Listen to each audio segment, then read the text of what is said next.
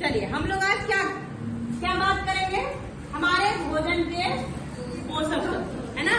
पोषक तत्वों के लिए हमें क्या करना पड़ेगा, भोजन कैसा होना चाहिए हमारा, संतुलित भोजन। तो संतुलित भोजन में क्या क्या होना है, क्या शामिल करेंगे अपने भोजन में हम,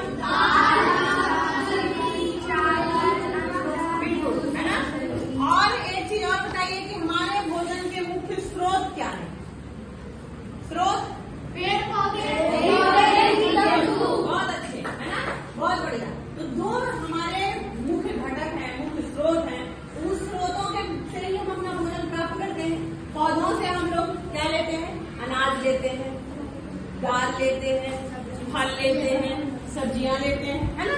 और जो हमारा जो जंतु है, सिर्फ दूध, दही, मांस, अंडा जो भी हम खाते हैं, ये हमारा किससे मिलता है, जीव जंतु, ठीक है।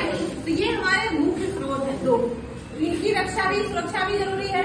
और हम भोजन जो है अपना, ऐसा नहीं है कि हम क्या करें, पेट भर लिए तो भोजन पोषण मिल गया, ऐसा है क्या, नहीं। सिर्फ पेट भरने से कभी भी पोषण नहीं मिलता है। तो पोषण के लिए हमें क्या चाहिए, अपने भोजन में दाल, जो रोज का प्रतिदिन का भोजन है, दाल, चावल, सब्जियां, सलाद, है ना, ये तो चाहिए ही। पानी भरपूर मात्रा में पीना चाहिए। और दूध, आज अभी आप बढ़ते बच्चे हैं, तो बच्चे बड़े होने वाले, जो बढ़ते हुए बच्चे होते हैं ना, तो उनको बहुत ऊर्जा की जरूरत होती है, तो उनको दूध पीना चाहिए, दाल खाना चाहिए भरपूर मात्रा में, है ना।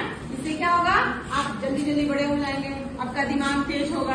प्रोटीन विटामिन की बहुत जरूरत है आपको, क्योंकि आप लोग खेलते हैं, घूमते हैं, तो बहुत एनर्जी जाता है, बहुत ऊर्जा खत्म होता है आप लोगों का। तो उसी तरह का भोजन आप करेंगे तो क्या रहेंगे, स्वस्थ भी रहेंगे, शारीरिक रूप से भी और मानसिक रूप से भी, ठीक है। मानसिक का मतलब दिमाग से, है ना। जो हमारा दिमाग स्वस्थ रहेगा तब ना तुम अच्छे से पढ़ पाओगे।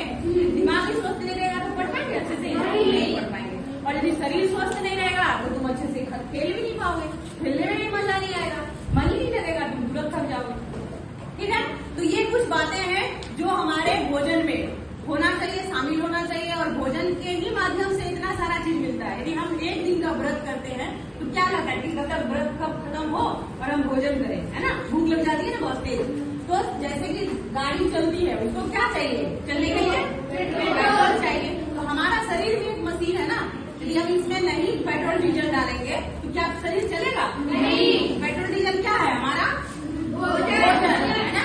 यदि हम भोजन नहीं करेंगे ताकत ही नहीं मिलेगा। और भोजन भी अच्छा होना चाहिए, बढ़िया भोजन होना चाहिए, और हम लोग उसी के माध्यम से हमारा शरीर चलता है, ऊर्जा मिलती है, हमारे शरीर का वृद्धि और विकास होता है, मानसिक, शारीरिक, हर प्रकार से, ठीक है। तो इन घटकों के बारे में और भी विस्तार से हम लोग चर्चा करेंगे कि कार्बोहाइड्रेट जो भी तत्व है हमारे, प्रोटीन, विटामिन, कार्बोहाइड्रेट, वसा और खनिज लवण, इन सारे चीजों का ये हमें कहाँ से प्राप्त होगा, कौन कौन चीजों को खाने से हमें प्रोटीन मिलेगा, किसमें विटामिन भरपूर है, किसमें कार्बोहाइड्रेट मिलता है, कौन वसा है और कौन खनिज लवण है, पानी तो हमारा है ही, ये कौन कौन से खाद्य पदार्थ में मिलता है, इसका हम विस्तारित चर्चा करेंगे। और उसको आप समझेंगे तो आपको पता चल जाएगा कि हमारे कौन से भोजन में कौन सा पोषक तत्व प्राप्त होता है, ठीक है। आज बस इतना ही, और इसके लिए इसका विस्तारित रूप से करेंगे अगली कक्षा में, ठीक है। हम एक शपथ लेते हैं। आज हम जलवायु परिवर्तन के लिए जो एक हमारा मुहिम है, चलाए हम लोग अभियान, उसके लिए हम आज एक शपथ लेते हैं छोटा सा, और उसका निर्वहन करने का भी प्रयास करेंगे, ठीक है ना। अब आगे से बोलते हैं, आप उसको दोहराइएगा। हम सभी विद्यार्थी आज यह संकल्प लेते हैं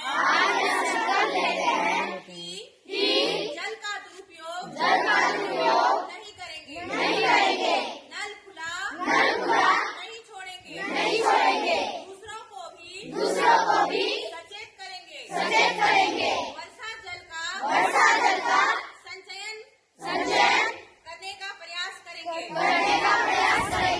जल स्रोतों को स्वच्छ